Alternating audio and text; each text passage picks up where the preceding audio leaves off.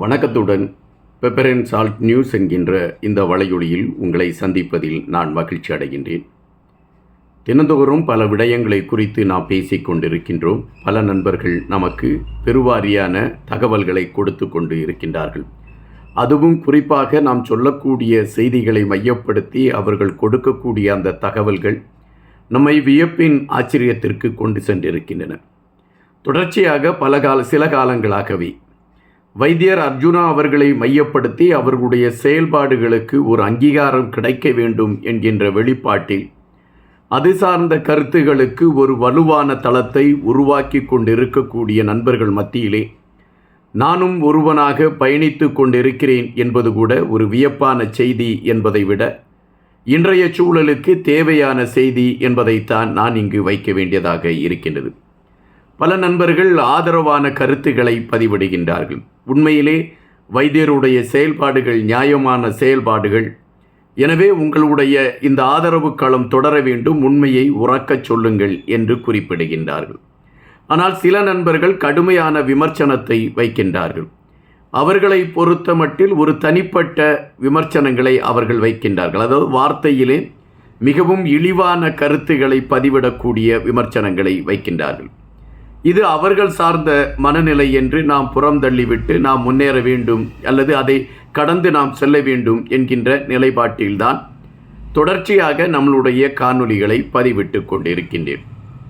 எதற்காக சுற்றி வளைத்து இப்படி ஒரு செய்தியை சொல்கிறேன் என்கின்ற கேள்வி உங்கள் மனதிற்குள் எழும்பலாம். இன்றைய சூழலில் நியாயமானவரா வைத்தியர் அர்ஜுனா? இது ஒரு பெரிய கேள்வியாக பலர் எழுப்பியிருக்கின்றார்கள். அவர்களை பொறுத்த மட்டில் வைத்தியர் அர்ஜுனா அவர்களுடைய செயல்பாடுகளை விமர்சிக்க வேண்டும் என்கின்ற ஒற்றை நோக்கோடு அவர்களுடைய பயணம் இருக்கின்றது. அதில் எது உண்மை, எது பொய் அல்லது எது சார்ந்த கருத்துக்களை நாம் பதிவிட வேண்டும் என்கின்ற தேடல்களெல்லாம் பெரிதாக அவர்கள் எடுத்துக்கொள்ளவில்லை. வைத்தியர் அர்ஜுனா என்கின்ற பெயரை அவர்கள் உச்சரித்தவுடனே அது ஒரு விமர்சனமான பொருள் என்கின்ற கோணத்திலே பார்க்கின்றார்கள். இன்று ஒரு வலையொலியை நான் பார்க்கின்ற பொழுது நாடாளுமன்றத்தில் வைத்தியர் அர்ஜுனா அவர்கள் என்னென்ன பேசியிருக்கிறார் என்பதை மையப்படுத்தி சில விடயங்கள் அதிலே பதிவு செய்யப்பட்டிருந்தது. அப்படி பதிவு செய்யப்பட்டிருந்த அந்த விடயங்களை நான் தொடர்ச்சியாக அந்த காணொளியை முழுவதுமாக பார்க்கின்ற பொழுது வைத்தியர் அர்ஜுனா நாடாளுமன்றத்தில் என்ன கருத்துக்களை பதிவிட்டிருக்கிறார் என்பதை புரிந்து கொண்டாலே அவருடைய செயல்பாடுகளை நாம் விமர்சிப்பதற்கு சற்று யோசிப்போம். இன்றைய அரசாங்கம் அவர்கள் ஒதுக்கப்பட்டிருக்கக்கூடிய நிதி விடயங்களை குறித்தெல்லாம் பேசிக்கொண்டு இருக்கின்றார்கள். ஆனால் அந்த நிதி விடயங்கள் சராசரியான மக்களுக்கு போய் சேர்கிறதா என்பது கேள்விக்கணைகள். எவ்வளவு நிதி ஒதுக்கப்பட்டிருக்கிறது, அந்த நிதியில் எவ்வளவு மக்களுக்காக செலவு செய்யப்பட்டிருக்கிறது, இந்த கேள்வியை நாம் கேட்டால் யாருக்கும் விடை தெரியாது.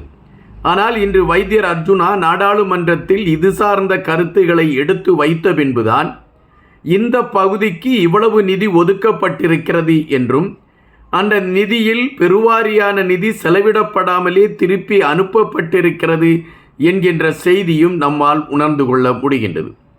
அதுபோல ஒரு நாடாளுமன்ற உறுப்பினருக்கு எவ்வளவு சம்பளம் கொடுக்கப்படுகின்றது, அப்படி அவ்வளவு சம்பளம் கொடுக்கப்படுகிறது என்றால் 150ற்கு மேற்பட்ட நாடாளுமன்ற உறுப்பினர்கள் பெறக்கூடிய சம்பளத்தின் மொத்த தொகை எவ்வளவு, இந்த தொகையை நாம் ஒட்டுமொத்தமாக மக்கள் நல பணிகளுக்கு செலவிட்டால் அது எத்தனை சதவீத மக்களுக்கு போய் சேரும், இவைகளையெல்லாம் நாம் அறியாத ஒரு களத்தில்தான் பயணித்து கொண்டிருக்கின்றோம்.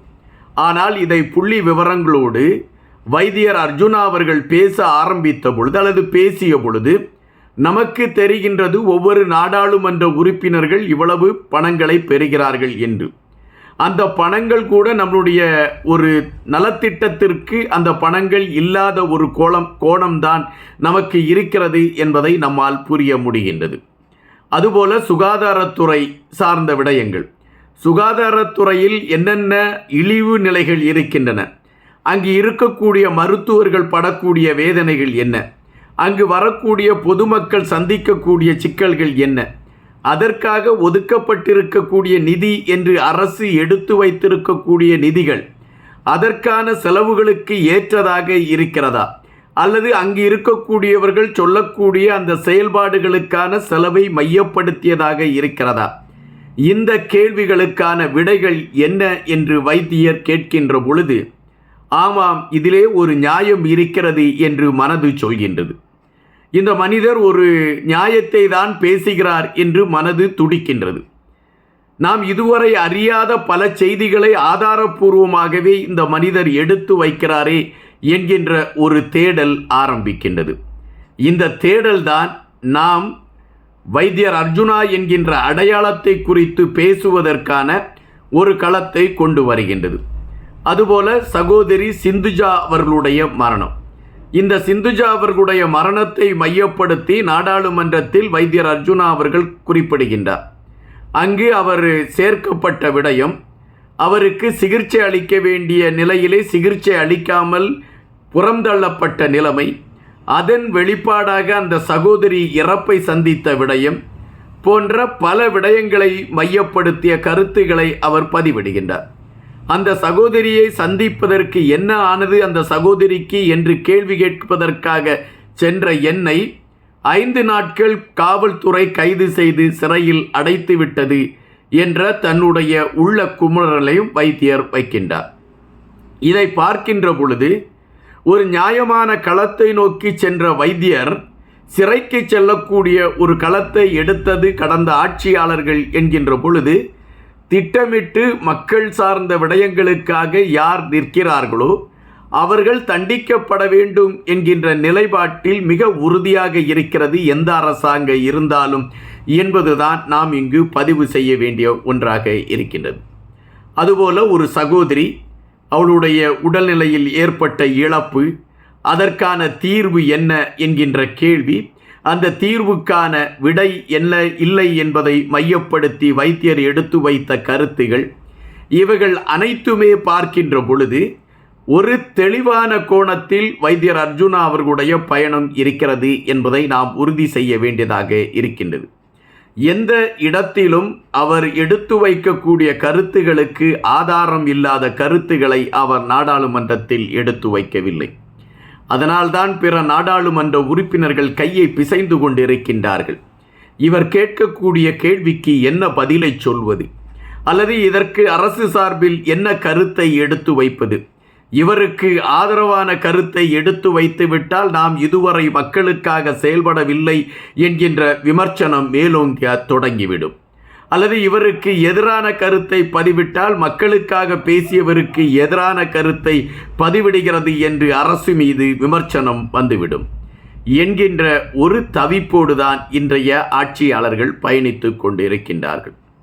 வைத்தியர் அர்ஜுனாவுடைய ஒவ்வொரு கருத்தும் தான் இன்று வலையொலிகளிலும் மற்றும் சமூகம் சார்ந்த விடயங்களிலும் ஒரு பேசுபடு பொருளாக மாறி இருக்கிறது என்பதை விட பல உண்மைகளை வெளிக்கொண்டு வருவதற்கான களங்களை கொண்டதாக இருக்கிறது என்பதுதான் நாம் இங்கு பதிவு செய்ய வேண்டியதாக இருக்கின்றது.